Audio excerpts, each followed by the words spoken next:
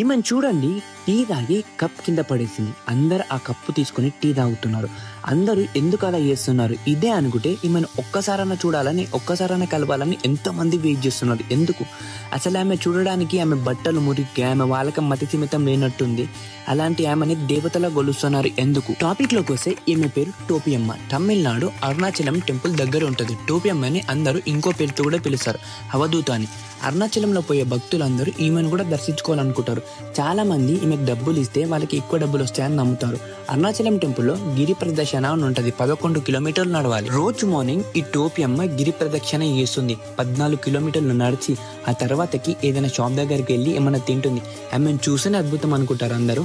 అలాంటిది ఆమె వాళ్ళ షాప్ దగ్గరికి వస్తే ఇంకా మీరే ఊహించుకోండి ఎలా ఉంటుందో. ఆమె కనిపిస్తే కాళ్ళ మీద పడి మొక్కుతారు, ఆమె వెంబడి తిరుగుతారు, ఒక్కసారైనా దర్శించుకోవాలనుకుంటారు. అలాంటిది ఈమె ఎవరు? ఎందుకు ఇంత ఫేమస్? ఎక్కడి నుంచి వచ్చింది? ఈమె అసలు పేరు పళనియమ్మ. ఈమెది అరుణాచలం కాదు, కన్యాకుమారి. ఈమె ఎందుకు వచ్చింది, ఎప్పుడు వచ్చింది, చాలా స్టోరీస్ ఉన్నాయి, ఎవరు కరెక్ట్ గా చెప్తలేరు. మరి ఈ టోపియమ్మ ఎందుకు ఇంత ఫేమస్ అయిందంటే 17 years బ్యాక్ ఒక సంఘటన జరిగింది. మణిమారన్ అనే వ్యక్తికి కిడ్నీలో రాళ్ళు అనారోగ్యంతో బాధపడుతున్నారు. టోపియమ్మ ఒక్కసారి ఎందుకో తినని తాకిందంట. కిడ్నీలో రాళ్ళు ప్రాబ్లం మొత్తం పోయిందంట. ఆ రోజు నుంచి ఆమె దగ్గరికి వెళ్ళి డైలీ దర్శించుకుంటున్నాడు. ఇండియాలో సాధారణంగానే దేవుడు అంతే ఎంతో నమ్ముతారు.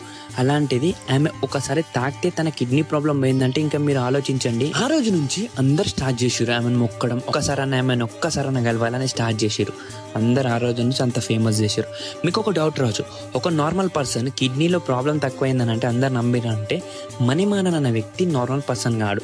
అప్పటికి తమిళనాడులో కన్యాకుమారి సరౌండింగ్స్ లో అండ్ ఈ అరుణాచలం సరౌండింగ్స్ లో తను చాలా ఫేమస్. అంటే ఎలా అంటే తను సోషల్ సర్వీస్ చాలా చేశారు.